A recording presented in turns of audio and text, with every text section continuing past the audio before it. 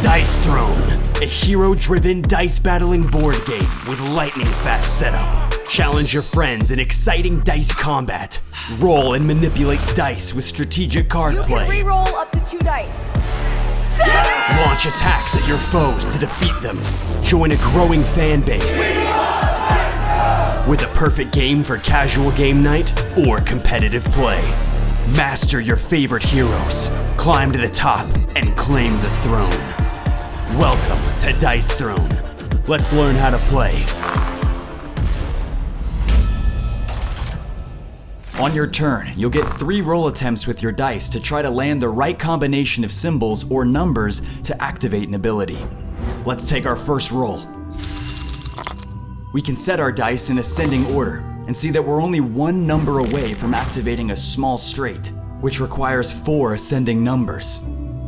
But in the other corner of our board, we're only 1 foot symbol away from activating covered shot. We can re-roll any amount of dice for our second attempt, but let's chase this ability by keeping the 2 arrows 2 feet and re-rolling the moon.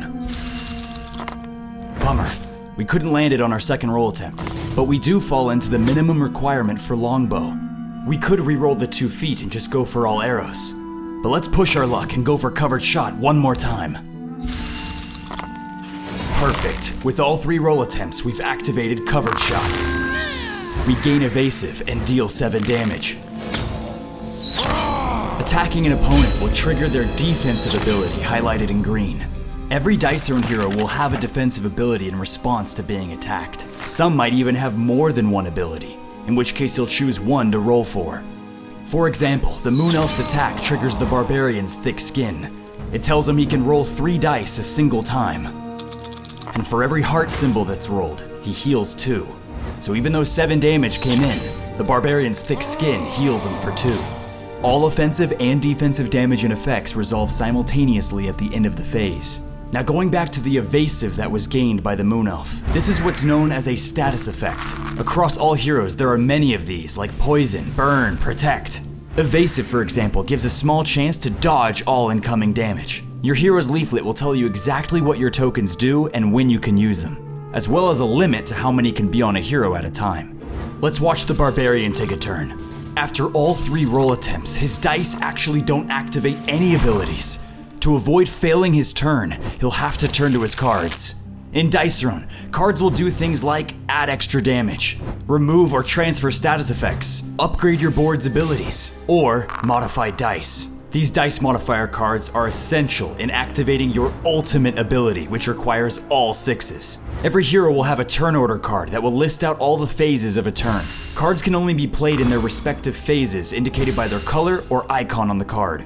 Red cards, however, are instant and can be played at any time. Because the Barbarian is in the offensive roll phase, the Barbarian plays 6-it, which allows him to change any die to a 6. To use it, the Barbarian has to pay the CP cost in the top left corner by rotating his dial down. Now his dice activate Sturdy Blow, dealing 4 undefendable damage. Kill you!